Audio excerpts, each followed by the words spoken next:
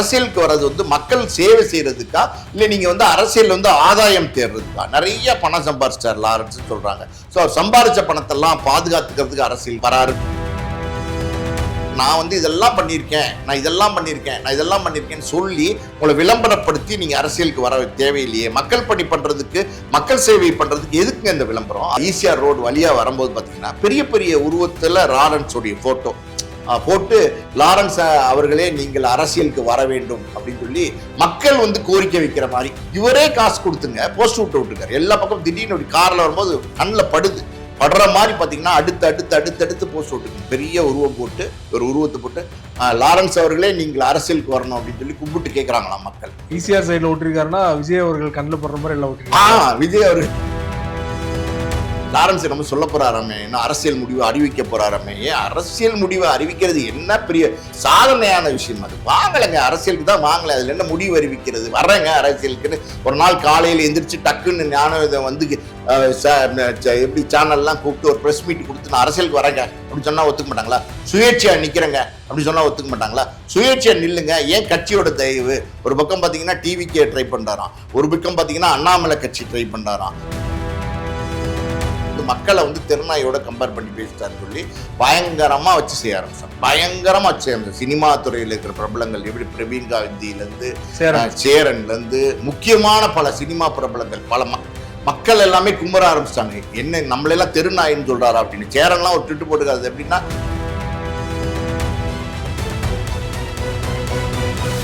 Media circle நேயர்களுக்கு வணக்கம். இன்றைக்கு நம்ம நேர்களுக்காக ஆஸ்கார் மூவிஸ் தயாரிப்பாளர் பாலாஜி பிரபு நம்மோடு இருந்திருக்காரு. அவரோடு பேசலாம். சார் வணக்கம். வணக்கம். ஒருபுறம் நேற்று மாஸ்டர் மகேந்திரன் அவர் வந்து என்ன பேசினாரு, விஜய்க்கு ஆதரவாக பேசுறேன்னு சொல்லிட்டு மக்களுக்கு எதிராக எப்படி பேசினாருன்னு நேற்று பேசியிருந்தோம். அதே நேரத்தில் ராகவா லாரன்ஸ் அவர்களும் பார்த்தீங்கன்னா அரசியலுக்கு வரப்போறேன்னு சமீபத்தில் ஒரு வீடியோ வெளியிட்டாரு. அந்த வீடியோவில் அவர் முடிவு பண்ணிட்டாரு. முடிவு பண்ணாலும் வந்து நான் மக்கள்கிட்டே விட்டுறேன் அப்படின்னு சொல்லிட்டு அவரே சொந்த காசை போட்டு சென்னை முழுக்க போஸ்டர்லாம் விட்டுறதை பார்த்துருக்கோம். அவருமே ஆட்சியை வந்து ஏன் விமர்சனம் பண்ணுறீங்க, உடனே டைம் கொடுங்க, ஒரு நாய் வேணா நாய்க்கு பிஸ்கெட் வேணுமா பிரியாணி வேணுமா அப்படிங்கிறது நாய் தான் முடிவு பண்ணணும் அப்படின்னு வந்து மக்களோட நாயோட ஒப்பிட்டு பேசினது வந்து திருநாயோட ஒப்பிட்டு பேசினது தான் வந்து சர்ச்சையாக இருக்குது. விமர்சனம் வந்தோடனே நான் அந்த ஆங்கிளில் சொல்லலை அப்படின்னு ஜகா வாங்கிட்டாரு. நீங்கள் பார்த்துருப்பீங்க, உங்களோட ஒப்பீனியன் என்ன சார்? லாரன்ஸை பொறுத்த வரைக்கும் பார்த்தீங்கன்னா வட சென்னையை சேர்ந்தவர், ரொம்ப கஷ்டப்பட்ட குடும்பத்திலேருந்து வந்தவர் தான், கடுமையான உழைப்பாளி. அதுலெல்லாம் நம்ம எந்த கருத்தும் சொல்ல முடியாது. அவர் வந்து ஆரம்பத்தில் பார்த்தீங்கன்னா ஒரு ஃபைட் மாஸ்டர்கிட்ட உதவியாளராக இருந்தார். உதவியாளர்னா ஃபைட் மாஸ்டர்கிட்ட வந்து பார்த்தீங்கன்னா கூட இருக்கிற ஸ்டண்ட் குரூப்பில் இருக்கிறவர் கிடையாது. அவர் வந்து ஃபைட் மாஸ்டருக்கு டீ வாங்கி கொடுக்குறது, காப்பி வாங்கி கொடுக்குறது, அவர் ரெஸ்ட் எடுக்கணும்னா டக்குன்னு ஷேர் எடுத்து போகிறது, இந்த மாதிரி வந்து ஃபைட் மாஸ்டர்கிட்ட உதவியாளராக இருந்தார். நடிகைகிட்ட வந்து டச் அப் பாயா இருப்பாங்கல்ல, அந்த மாதிரி பார்த்தீங்கன்னா கொடை பிடிக்கிறது, இந்த மாதிரி உதவியாளர் கஷ்டப்பட்டு தான் வந்தார். அதுலாம் எந்த சந்தேகம் கிடையாது. அப்போவே அவருக்கு வந்து சினிமா மேலே ஒரு ஆர்வம் இருந்துச்சு. நல்லா டான்ஸ் ஆடுவார். ஒரு மாதிரி அவருடைய டான்ஸ் மூமெண்ட்ஸ்லாம் ரொம்ப டிஃப்ரெண்ட்டாக இருக்கும். ஸோ ஒரு தடவை பார்த்தீங்கன்னா ஒரு ரஜினி படத்தோட ஷூட்டிங்கு, அந்த ஷூட்டிங்கில் வந்து லாரன்ஸ் வந்து அந்த ஃபைட் மாஸ்டர் வந்து அவர் தான் ஃபைட் கம்போஸ் பண்ணுறாரு. லாரன்ஸ் வந்து அந்த ஃபைட் மாஸ்டருக்கு வழக்கம் போல் உதவியாளராக போயிருக்காரு. லஞ்ச் பிரேக், அதாவது மத்திய இடைவேளையில் பார்த்தீங்கன்னா அப்போ அந்த காலத்தில் கேரவன்லாம் பெருசாக இல்லை. ரஜினி வந்து ஒரு மரத்தோரமாக உட்காந்து சுமார் லைட்டாக ரெஸ்ட் எடுத்துகிட்டு இருந்திருக்காரு. ஒரு கொஞ்சம் தூரத்தில் பார்த்தீங்கன்னா ஒரு 200 மீட்ரு 300 மீட்டர் கிட்ட பார்த்தீங்கன்னா நின்றுக்கிட்டு ஒரு டான்ஸ் ஆடிருக்காரு. ஏதோ ஒரு காரில் வந்து பாட்டு போட்டுட்டு அப்படி அந்த பாட்டு பாடிருக்கு. வேற ஏதோ ஒரு காரில் வந்து பாட்டு பாடிருக்கு. அதுக்கு வந்து மூமெண்ட்ஸ் பண்ணியிருக்காரு. அப்படி மூமெண்ட்ஸ் பண்ணியிருக்காரு. ரஜினி சார் திடீர்னு அப்படி தூக்கத்தில் பார்த்தவர் லாரன்ஸை பார்த்துருக்காரு. அப்போ வந்து ஒல்லியா இத்தினூண்டு தான், சின்ன ஒரு பையன் மாதிரி இருப்பார். பார்த்துட்டு அப்படியே மூமெண்ட்டை போகிற டான்ஸ் மூமெண்ட்டை வந்து ரஜினி வாட்ச் பண்ணிகிட்டே இருந்திருக்காரு. வாட்ச் பண்ணிவிட்டு கூட இருந்த உதவியாளரை கூப்பிட்டு அந்த பையன் யார் அப்படின்னு கேட்டுருக்காரு. சார் நம்ம ஃபைட் மாஸ்டருடைய உதவியாளர் சார், அப்படியா நல்லா டான்ஸ் ஆடுறானே வர சொல்லு அப்படின்னு சொல்லிட்டோன்னா பக்கத்தில் வந்திருக்காரு லாரன்ஸ். அப்போ தான் முதல் அறிமுகம் ரஜினி சாரை தான் கூப்பிட்றாரு. இவருடைய டான்ஸை பார்த்து, என்ன தம்பி டான்ஸ் தெரியுமா உனக்கு? ஆமாம் சார், நல்லா டான்ஸ் ஆடுவேன் சார் அப்படின்னு. முறைப்படி கற்றுருக்கியா? இல்லை முறைப்படி கற்றுக்கிட்டது இல்லை சார், ஆனால் ரொம்ப நல்லா டான்ஸ் ஆடுவேன் சார் அப்படின்னு சொல்லியிருக்காரு. சரி நான் ஒன்று சேர, உனக்கு நீ டான்சர்ஸ் யூனியனில் மெம்பர் ஆகு அப்படின்னு சொல்லி, டான்சர்ஸ் யூனியனில் மெம்பர் ஆகணும் அப்படின்னா ஒரு அமௌண்ட் கட்டணும், ஒரு சந்தா வாங்குறதுக்கு ஒரு அமௌண்ட் கட்டணும். அந்த பணமும் பார்த்தீங்கன்னா ரஜினி சார் கொடுத்துருக்காரு லாரன்ஸ்க்கு.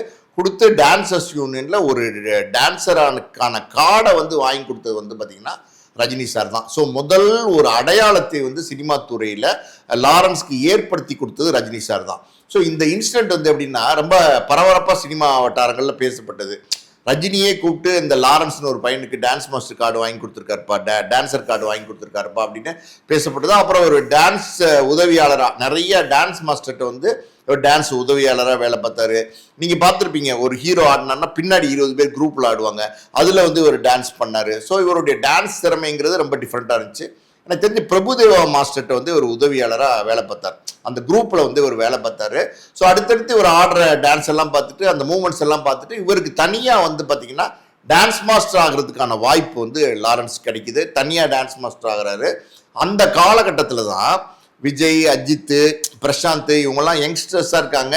அப்போதான் வந்து கொஞ்சம் பாப்புலரான ஒரு ஹீரோஸாக வந்துட்டாங்க. அந்த ஒரு காலகட்டத்தில் பார்த்தீங்கன்னா இவரும் ஒரு யங்ஸ்டராக இருந்ததுனால இவரோட டான்ஸ் மூமெண்ட்ஸ் வந்து டிஃப்ரெண்ட்டாக இருக்கிறதுனால இவர்கிட்ட வந்து இவங்கெல்லாம் இந்த மாதிரி பெரிய நடிகர்கள்லாம் கொஞ்சம் ஈஸியாக வந்து இவரை வந்து இவருக்கு அப்ரோச்சபிளாக இருந்தாங்க. விஜய்க்கெல்லாம் வந்து நல்ல நண்பராக இருந்தார். எனக்கு தெரிஞ்ச ஒரு படத்தில், எந்த படம்னு தெரியல, திருமலையா, அந்த படத்தில் 2 பேரும் சேர்ந்து டான்ஸ் பண்ணியிருப்பாங்க.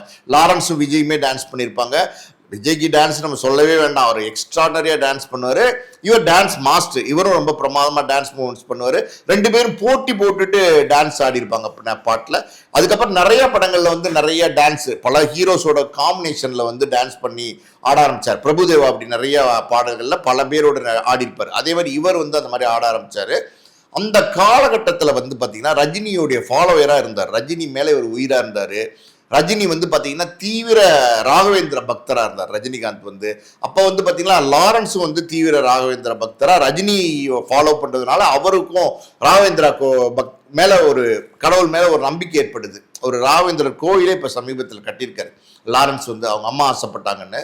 ஸோ வந்து அடுத்தடுத்து நிறைய படங்கள்லாம் வந்துட்டு இருக்கும்போது இவருக்கு பெரிய உதவி செஞ்சது யார் அப்படின்னா கே பாலச்சந்தர் வந்து பார்த்தீங்கன்னா பார்த்தாலே பரவசம் நினைக்கிறேன், அந்த படத்தில் வந்து இவர் ஹீரோவாக போட்டார். அதாவது இவர் ஒரு ஹீரோ, மாதவன் ஒரு ஹீரோ, டபுள் ஹீரோ சப்ஜெக்டில் இவர் போட்டார். அந்த படம் பெருசாக போகாட்ட கூட அந்த படத்தில் இவருடைய கேரக்டர் வந்து பெருசாக பேசப்பட்டது. அடுத்தடுத்து நிறைய படங்களில் ஹீரோவாக நடிக்க ஆரம்பித்தார். தொடர்ந்து வந்து ஹீரோவாக நடிக்க ஆரம்பித்தார். ஆரம்பத்தில் இவர் நடித்த படங்கள்லாம் தோழி படங்கள் தான், படத்தோட பேரெல்லாம் கூட பெருசாக வெளியில் தெரியாது. தோழி படங்கள் அந்த காலகட்டத்தில் இவர் ட்ரெண்டை பிடிச்சார். அது எப்படின்னா இந்த சாமி படம் ட்ரெண்டு, அது மாதிரி இந்த பேய் படம் ட்ரெண்டை வந்து இவர் பிடிச்சாரு. அந்த முதல்ல ஒரு படம் எடுக்கிறார், முனின்னு ஒன்று எடுக்கிறார். நல்லா ஒரு வரவேற்பு கிடைச்சிது. முனி பார்ட் 2ன்னாரு. அப்புறம் முனியவே வந்து காஞ்சனான்னாரு. காஞ்சனா 1 2 3 4 5 6 அப்படி போயிட்டே இருக்காரு. சுந்தர்சி வந்து பார்த்தீங்கன்னா அந்த அரண்மனையை வச்சுக்கிட்டே போவார். 1 2 3 4 5 6 அப்படின்னு சொல்லி போயிட்டே இருப்பார். இவர் வந்து பார்த்தீங்கன்னா காஞ்சனாவுடைய பல பாட்டுகளை வந்து தொடர்ந்து எடுக்கிறாரு. அதில் கோவை சரளாவுடைய நடிப்பு, அந்த காமெடி, ஒரு காமெடி கலந்த ஒரு பேய் படங்களை எடுப்பார். அதில் பயங்கரமாக வந்து இவரே டைரக்ட் பண்ணுவார். நல்லா வந்து கற்றுக்கிட்டார். சினிமாவை பொறுத்த வரைக்கும் அப்படின்னா உழைப்பை போட்டு கற்றுக்கிட்டு முன்னுக்கு வந்துட்டார். அதுல எல்லாம் எந்த சந்தேகம் நம்ம சொல்லுவோம். அவரே ப்ரொடியூஸ் பண்ணி கோடிகளை சம்பாதிக்க பயங்கர பல கோடிகள். அதாவது வந்து பார்த்தீங்கன்னா முனி எடுத்து பல கோடி, அதுக்கப்புறம் காஞ்சனா எடுத்து பல கோடி. ஆனால் அது இயல்பாக ஒரு விஷயம் லாரன்ஸ் கிட்ட இருந்தது. அது என்ன அப்படின்னா பல பேருக்கு உதவி செய்யக்கூடிய எண்ணம். அது வந்து இப்போ சில பேருக்கு வந்து இயல்பாகவே இருக்கும். அந்த மாதிரி இயல்பாக உதவி செய்யக்கூடிய எண்ணம் வந்து லாரன்ஸ்க்கு இருந்தது. அதாவது அவர் ஆரம்ப கட்டத்தில் பாப்புலராக வந்துகிட்டு இருக்கிற காலகட்டத்திலே எனக்கு தெரிஞ்சு பார்த்தீங்கன்னா அசோக் நகரில் ஒரு வீடே எடுத்து வச்சுருந்தார். ஒரு வீடு எடுத்து பல பேர் இந்த ஆதரவற்ற குழந்தைகள் இருப்பாங்கள்ல, அனாதை குழந்தைகள், ஆதரவற்ற குழந்தைகள், அவங்களுக்கு வந்து பார்த்தீங்கன்னா படிக்கிறது, ஸ்கூல் ஃபீஸ் கட்டுறது, அவங்களுக்கு வந்து உணவு, மதிய உணவு கொடுக்குறது, ஒரு வேன், ஒரு பஸ்ஸு கூட வச்சுருந்தார் லாரன்ஸ் வந்து பார்த்தீங்கன்னா. அந்த பஸ்ஸில் வந்து பார்த்தீங்கன்னா கூட்டு போய் ஸ்கூலில் விடுறது, இந்த மாதிரி நிறைய விஷயங்களை ஆரம்பத்திலே பண்ணார். ஒருத்தருக்கு பண உதவி, ஒரு உதாரணத்துக்கு ஒருத்தர் பசிக்குதுன்னு சொல்கிறாரு வச்சுக்கோங்களேன், இந்தப்பா ஒரு 50 ரூபா சாப்பிட்டுக்கோ, இந்தப்பா ஒரு 100 ரூபா சாப்பிட்டுக்கோ அப்படின்னு சொல்லிட்டு போகிற உதவி, அதுவும் உதவி தான். ஆனால் எப்படின்னா லாரன்ஸ் எப்படிப்பட்ட உதவி செஞ்சார் அப்படின்னா, ஒருத்தர் பசிக்குதுன்னு சொன்னா இவரே வந்து அவரை கூட்டிட்டு வந்து உட்கார வச்சு சோறு பரிமாறி சோறு சாப்பிட வச்சு சந்தோஷப்படுவார். அந்த மாதிரி ஒரு இயல்பான குணம் கிடைத்தவர் தான். நிறைய திருநங்கைகள் கூட வந்து ஏதோ வந்து உதவி எல்லாம் செஞ்சிருக்கிறாரு. இன்னொரு பக்கம் பார்த்தீங்கன்னா பைபாஸ் ஆப்ரேஷன் பண்ணுறதுக்கு வந்து நிறைய உதவிகள் செஞ்சிருக்கிறாரு. இதை மாதிரி நிறைய செஞ்சாருங்கிறதுல எந்த மாற்று கருத்தும் கிடையாது. உதவி பண்ணணுங்கிற நல்ல எண்ணத்தோட உள்ளவர் தான் அப்படிங்கிறதுலயே எந்த மாற்று கருத்தும் கிடையாது. மூத்த சினிமா பத்திரிகையாளர்கள் பல பேர் வந்து பதிவு பண்ணியிருக்கிறாங்க லாரன்ஸை பற்றி. எப்படின்னா ஒவ்வொரு வருஷம் வந்து இந்த ஃபீஸ் கட்டுறதுக்கு காலேஜ் ஸ்கூல்லாம் தொடங்கும் போது சில பேர் தெரிஞ்சவங்க யாராவது அந்த பத்திரிகையாளர்களுக்கு தெரிஞ்சவங்க ஏதாவது உதவி யார்கிட்டயா கேட்க முடியுமா அப்படின்னும் போது லாரன்ஸ்ட ஃபோன் பண்ணி ஒரே ஒரு ஃபோன் பண்ணி சொன்னாலே உடனே யாருன்னு சொல்லுங்கண்ணே அனுப்புங்கண்ணே அப்படின்னு சொல்லிட்டு இந்த உதவியெல்லாம் பண்ணியிருக்காரு. அதுல எல்லாம் மாற்றுக்கிறது கிடையாது. நல்ல மனிதர் தான். அரசியலுக்கு வரணும்னு ஆசைப்பட்டார். அரசியல் வரணும்னு ஆசைப்பட்டது இப்போ வந்து ஆசை கிடையாது லாரன்ஸ்க்கு. ரஜினிகாந்தை வச்சு அவர் வந்து ஒரு கணக்கு பண்ணார். ஒரு பக்கம் உதவி செஞ்சாருங்கிறது மாற்றுக்கருத்தே சொல்ல முடியாது. அது இயல்பாகவே ஒரு உதவி செய்யக்கூடிய எண்ணம் அவருக்கு இருந்தது. அவர் சம்பாதிச்ச பணத்திலே வந்து நிறைய செஞ்சார். அது மாதிரி என்ஜிஓ மாதிரி ஆர்கனைசேஷன் ஆரம்பிச்சும் பார்த்தீங்கன்னா ஃபண்டு பல பேர்கிட்ட வாங்கியும் நிறைய பேர் உதவி செஞ்சார். அதெல்லாம் தப்பே கிடையாது. ஏன்னா இப்போ சூர்யாவே அகரம் ஃபவுண்டேஷன் நடத்துறாரு. முழுக்க முழுக்க அவர் காசு போட்டு பண்றாரா அப்படி கிடையாது. பல பேர் அதுக்குள்ள பணம் போடுறாங்க. அது நல்ல ஒரு காரியம். அந்த காரியத்தை அந்த நல்ல காரியத்தை வந்து அவர் தலைமையேற்று நடத்துறாரு அகரம்ன்ற ஃபவுண்டேஷன்ல. சூர்யாங்கிற முகத்துக்கு தான் அந்த டொனேஷன் வருது. இன்னைக்கு பல பேர் ஏழை மாணவர்கள் வந்து படிச்சுட்டு இருக்காங்க. அதே மாதிரி லாரன்ஸ் வந்து அவருடைய முகத்துக்கு நிறைய பேர் உதவி செஞ்சாங்க. வெளிநாட்டு முதலீடுகள் இங்கே இந்த என்ஜிஓக்கெல்லாம் சப்போர்ட் பண்ணாங்க. இப்படி வந்து நிறைய உதவி எல்லாம் பண்ணாரு. பட் அப்படி இருக்கிற காலகட்டத்தில் அரசியல் ஆர்வமும் ஒன்று லாரன்ஸ்க்கு ஒரு பக்கம் வந்து இந்த உதவிகள், ஒரு பக்கம் நடிக்கிறது, காஞ்சனா நிறைய சம்பாதிக்கிறது, இதெல்லாம் இருந்தால் கூட அரசியல் ஆர்வம் வந்து ஒரு மூலையில் வந்து லாரன்ஸ்க்கு இருந்துகிட்டே இருந்துச்சு. அது யாரை வச்சு நிறைவேற்றிக்கலான்னு பார்த்தார் அப்படின்னா ரஜினிகாந்தை வச்சு நிறைவேற்றலான்னு பார்த்தார். ரஜினி வந்து அரசியலுக்கு ஒரு வாரம் பேசப்பட்டார் இல்லையா? அந்த காலகட்டத்தில் பார்த்தீங்கன்னா இவரும் வந்து ரஜினியோடய ரொம்ப நெருக்கமாக இருப்பார். நீங்கள் பார்த்தீங்கன்னா ரஜினி தான் எல்லாம் அப்படிங்கிற மாதிரி பேசுவார். அடிக்கடி போய் ரஜினியை வந்து போயஸ் கார்டன் வீட்டில் சந்திப்பாரு. இந்த மாதிரி எல்லாம் ஒரு உறவு வந்து தொடர்ந்துகிட்டே இருந்தாரு. ஆனா ரஜினி ராகவேந்திரன் பாரு, இவர் ராகவேந்திரன் பாரு. ஆமா, அவர் ராகவேந்திரன் பாரு, இவர் ராகவேந்திரன் பாரு. அவர் வந்து பாத்தீங்கன்னா ரஜினிகாந்த் வந்து சூப்பர் ஸ்டார் வந்து எப்பவுமே ஒரு ஸ்டைலிஷா வந்து ஒரு கருப்பா ஒரு ஒரு ஒரு மாதிரி பர்சனாலிட்டியா இருப்பாரு. இவரும் அதே மாதிரி ஒரு மினியேச்சர்னு சொல்லலாம். குட்டி ரஜினி மாதிரி தான் சில செயல்பாடுகள்லாம் சில படங்கள் ஆரம்பத்துல எல்லாம் அப்படிதான் நடிச்சாரு. ரஜினி ஸ்டைல தான் ஃபாலோ பண்ணி நடிச்சாரு. ஆனால் அது ஒர்க் அவுட் ஆகல அவருக்கு. அப்புறம் காஞ்சனா தான் ஒர்க் அவுட் ஆச்சு, முனி தான் ஒர்க் அவுட் ஆச்சு. ஸோ அப்படி இருக்கும்போது அந்த ரஜினிகாந்த் அரசியலுக்கு வரல. ரஜினிகாந்த் அரசியலுக்கு வரேன் அப்படின்னு காலம் தாழ்த்திட்டே போன ஒரு காலகட்டத்தில் வருவாரா மாட்டார் அந்த கொக்கு மீனை பிடிக்கிறதுக்கு காத்திருக்கும்ல, அந்த கரை ஆத்தங்கரை ஓரமா அந்த மாதிரி உட்காந்து காத்துட்டே இருந்தார். மீனை பிடிச்சிடலான்னு போது பிடிக்க முடியாத ஒரு சூழல் ஆயிடுச்சு. அங்கேயே ரஜினிகாந்த் கட்சி ஆரம்பிச்சு எம்எல்ஏ ஆகி ஏதோ ஒரு மினிஸ்டர் எல்லாம் கற்பனை பண்ணாரு. அதெல்லாம் எதுவுமே நடக்காம போச்சு. அப்புறம் மறுபடியும் வேற வழி இல்லை அப்படின்னு சொல்லிட்டு இந்த நிறைய உதவிகள் செய்யறது இதெல்லாம் பண்ணிட்டு இருந்தாரு. அப்புறம் இந்த ஜல்லிக்கட்டு போராட்டம் நடந்தப்ப பாத்தீங்கன்னா தன்னார்வமா வந்து முன்னாடி நிறைய விஷயங்கள் செஞ்சாரு. மாணவர்கள் வந்து தன்னெழுச்சியா கூட்டினதை இவரை வந்து ஹைஜாக் பண்ண பார்த்தாரு. கடைசி நாள்லாம் பாத்தீங்கன்னா போலீஸ் வராங்கன்னு தெரிஞ்சு முதலாளே ஹாஸ்பிட்டல் போய் படுத்துக்கிட்டாரு அப்படிங்கிற மாதிரி விமர்சனம் இல்ல. அதுலயுமே விமர்சனங்கள் இருந்தது, அதுலயுமே சில அரசியல் விளையாட்டுகள் இருந்தது அப்படிங்கிறதும் உண்மைதான். அதுல ஒன்றும் மாட்டுக்கருத்து கிடையாது. ஆனா இவரோட பணம் 1 கோடி ரூபாய் கொடுத்தாரு அந்த ஜல்லிக்கட்டு நேரத்துல. பல பேர் ஜல்லிக்கட்டுடைய போராட்டம் பீச்சில் நடந்தது பார்த்தீங்கன்னா அது ஒரு எழுச்சி போராட்டம். அது மக்களுடைய எழுச்சி. அதை யாராலையுமே ஒன்றுமே பண்ண முடியாது. அன்னைக்கு நீங்க பாத்தீங்கன்னா எல்லாருமே அவங்களா வந்து தன்னார்வமா வந்து உணவு கொடுக்கறது, வீட்டுல இருந்து புளி சாதம் கட்டிட்டு வந்து கொடுக்குறது, சாம்பார் சாதம் கட்டிட்டு வந்து கொடுக்குறது, தக்காளி சாதம் கட்டிட்டு வந்து கொடுக்குறதுன்னு அவங்கவுங்களா ஒரு கூடப்பையில வச்சுட்டு வந்து இருக்கிறவங்களுக்கு சாப்பாடு கொடுக்குறது, தண்ணி கொடுக்குறது, டீ கொடுக்குறது, காப்பி கொடுக்குறது எல்லாமே பண்ண ஆரம்பிச்சிட்டாங்க. அப்ப லாரன்ஸும் வந்து பாத்தீங்கன்னா ஒரு 7-8 லட்சம் ரூபாய்க்கு வந்து உணவு கொடுக்கட்டுமான்னு கேட்டு உணவெல்லாம் கொடுத்தார். கொடுக்கட்டும் நல்ல விஷயம் தான். நல்ல விஷயம் செய்யற யாரையுமே நம்ம வந்து எப்பவுமே வந்து அவர் நம்ம வந்து தப்பாவே சொல்லக்கூடாது. சொல்றது நியாயமாகவும் இருக்காது.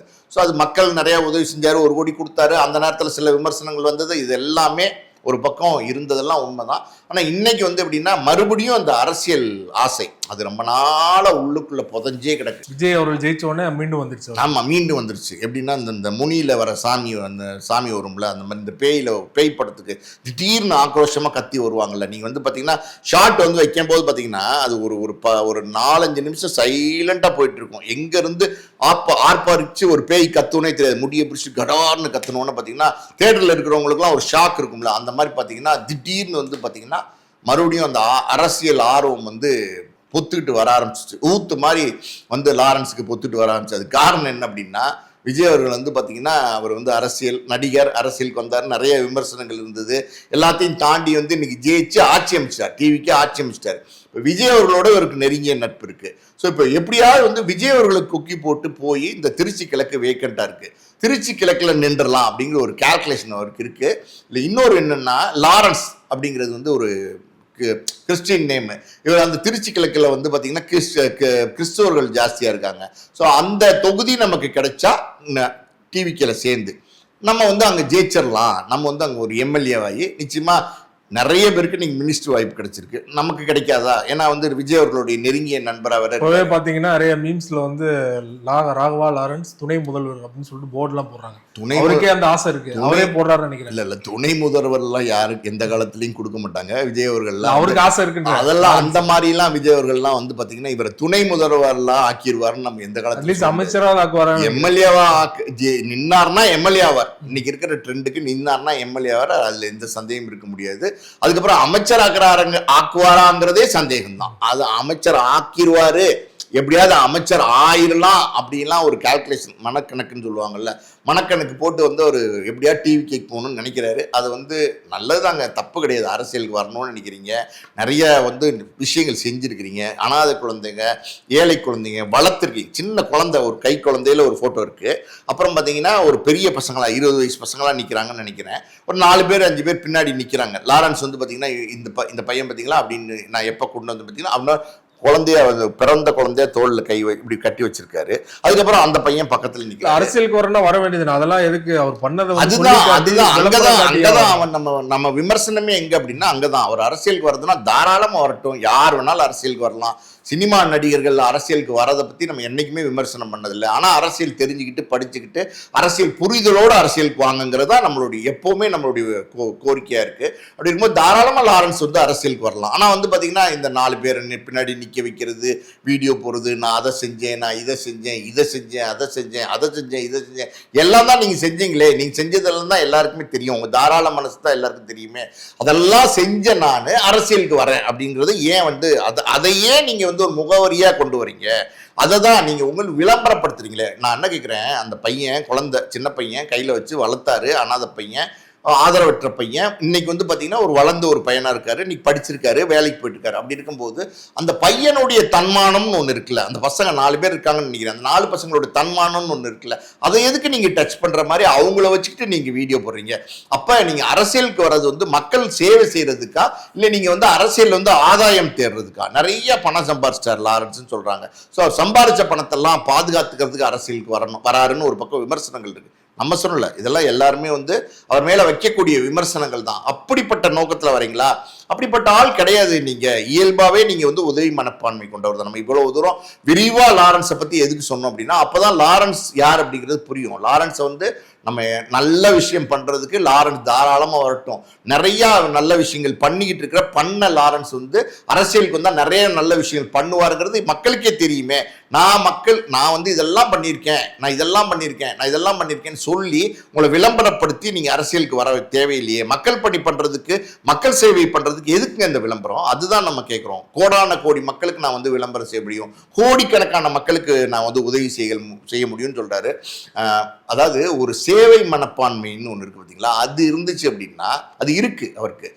அவருக்கு அரசியலுக்கு வரணும் அப்படின்ற எண்ணம் இருந்தால் தாராளமாக வரலாம். ஆனால் அதை வெளிப்படுத்தி விளம்பரப்படுத்தி, அதுதான் நம்ம சொல்ல வருது. இப்போ அன்னை தெரசா அவங்க இருந்தாங்க, அவங்க வந்து பார்த்தீங்கன்னா அவங்களுக்கு மிஞ்சின ஆளே கிடையாது. அந்த மாதிரி ஒரு சேவைக்கே பார்த்தீங்கன்னா அவங்க மறு உருவம்ல அவங்க தான் உருவம் அப்படின்னு சொல்கிற அளவுக்கு இருந்தாங்க. அவங்கெல்லாம் பார்த்தீங்கன்னா எதையுமே எந்த காலத்துலையுமே விளம்பரப்படுத்திக்கிட்டது இல்லையே. விளம்பரப்படுத்திக்கிட்டாங்களா? எத்தனையோ பேர் வந்து தெரியாம உதவி செய்யற பல பேர், அதாவது ஒருத்தருக்கு கூட தெரியக்கூடாதுன்னு உதவி செய்யற பல பேர் இருக்கிறாங்க. சினிமா துறையிலே இருக்கிறாங்க. நம்ம அவங்க தெரியாம செய்யற உதவியை நம்ம தெரியப்படுத்த வேண்டாம். அது எதுக்கு சொல்றேன்னா, அப்படிப்பட்ட எண்ணங்களோட வர லாரன்ஸ் இப்ப சமீபத்துல பாத்தீங்கன்னா பாண்டிச்சேரிக்கு போயிருந்தேன். 2 நாளைக்கு முன்னாடி ஒரு திருமண நிகழ்ச்சிக்கு போயிருந்தேன்.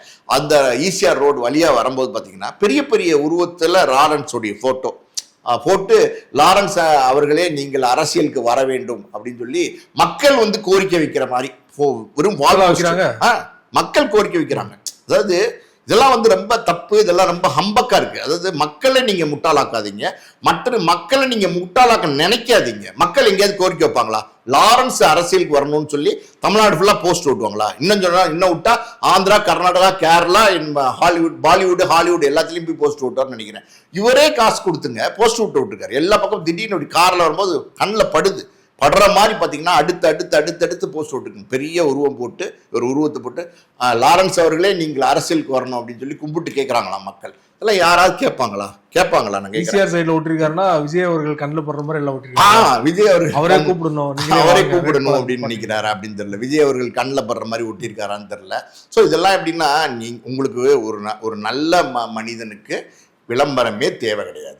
நீங்க நல்ல மனிதர் அப்படின்னா நீங்க இந்த விளம்பரங்கள்லாம் தேடிக்க வேண்டிய அவசியமே கிடையாது. அப்படி இருக்கும்போது இதெல்லாம் தேவையற்ற விஷயங்களா இருக்கு. இதெல்லாம் கூட பரவாயில்லைங்க.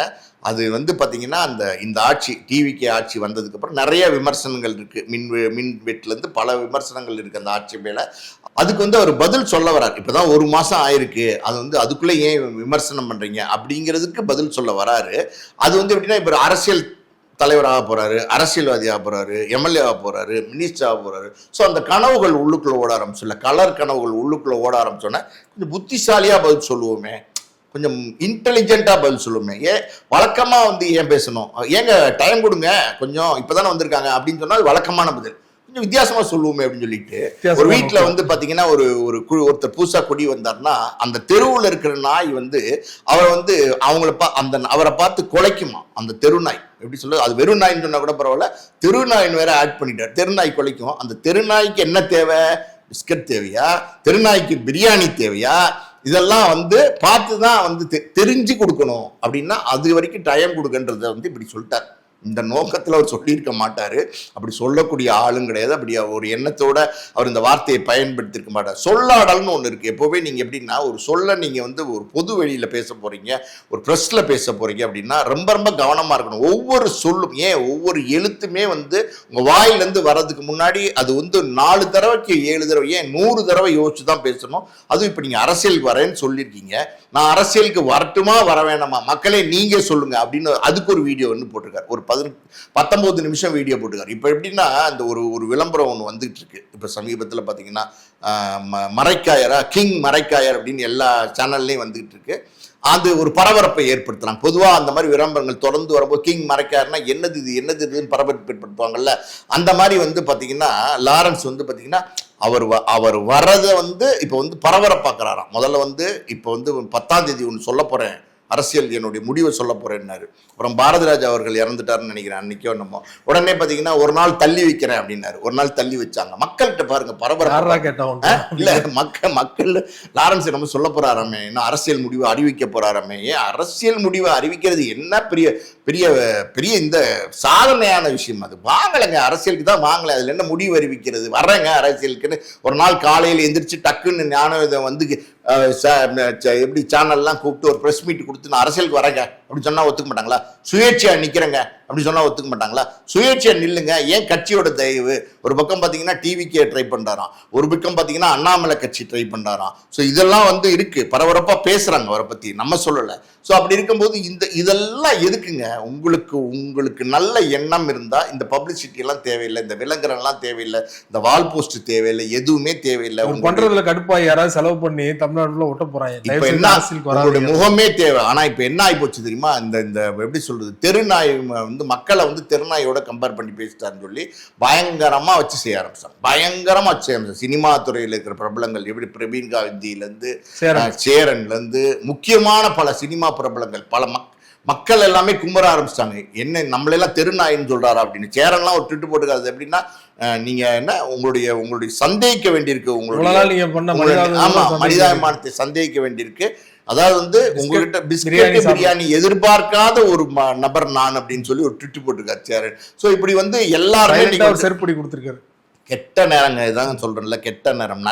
நல்ல மனிதனுக்கு மௌனமா நீங்க வந்தீங்கன்னா போதும். சில விஷயங்கள் அப்படின்னா மௌனமா செய்யணும். சரி, சும்மா போய் சலம்பிக்கிட்டு சலன்னு சலம் பண்ணீங்கன்னு வச்சுக்கோங்களேன், அதுல ஏதாவது ஒரு விபரீதத்துல முடிஞ்சிடும். அப்படிதான் வந்து பாத்தீங்கன்னா புத்திசாலித்தனமா பதில் சொல்றேன்னு சொல்லி மக்களை திறனாயோட கம்பேர் பண்ணி இன்னைக்கு வந்து பாத்தீங்கன்னா எல்லாரும் வச்சு செஞ்சுட்டு இருக்காங்க. லாரன்ஸை சிக்கலாம போச்சு. இப்ப அவர் அரசியல் வரவே வந்து ஒரு கேள்விக்குறியா மாறிடுச்சு. இது தேவையா? பேசாம இருந்திருக்கலாம்ல. நீங்க புத்திசாலி இல்லைன்னு யான்னு சொல்ல, ரொம்ப புத்திசாலியா, அதி புத்திசாலியா பதில் சொல்லணும்னு போய் இப்படி சிக்கிட்டீங்களே.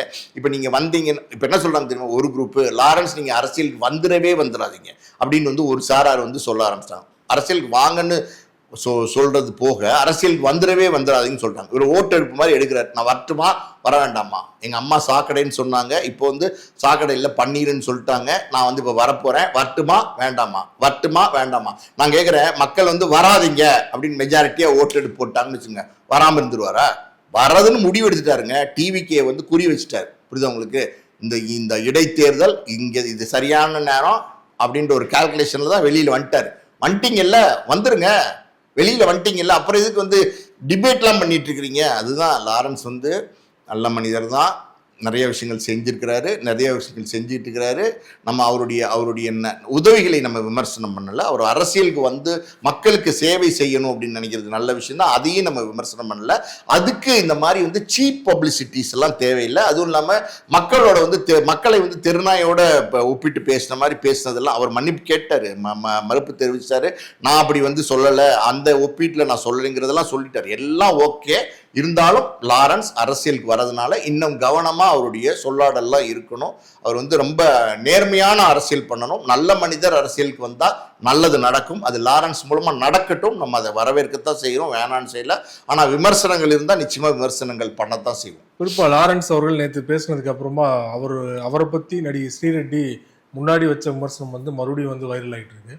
குறிப்பா அவங்க என்ன சொல்றாங்கன்னா, ஒரு பட வாய்ப்புக்கான அவர்கிட்ட போயிருந்தேன், ரூம் மாதிரி இருந்துச்சு, ரூமில் வந்து ராகவேந்திரா ஃபோட்டோ மாலெல்லாம் போட்டிருந்தது, பெரிய வந்து தியாகி போல, ஒரு ஞானி போல அப்படின்னு நினச்சி போனோன்னா பார்த்தீங்கன்னா என்னை வந்து டைரெக்டாக வந்து பட வாய்ப்பு வேணும்னா என் கூட வந்து அட்ஜஸ்ட் பண்ணுன்னு கேட்டார்.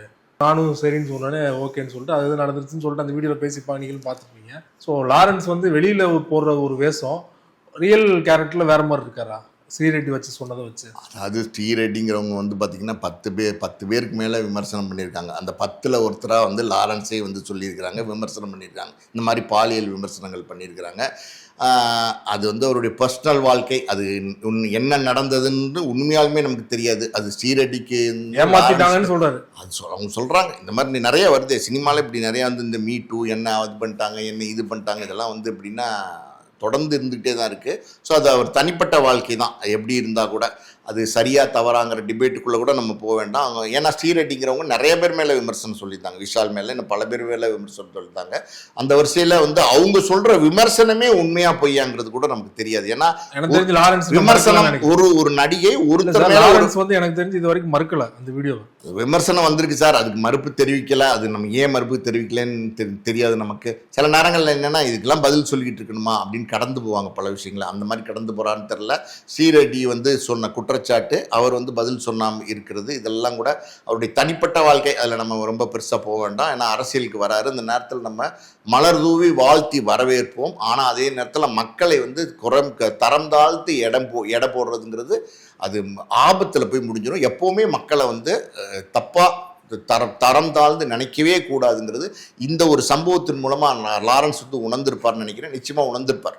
லாரன்ஸ் அவர்கள் தொடர்பாக பல விஷயங்களோட பகிர்ந்து கொண்டீங்க. மிக்க நன்றி சார்.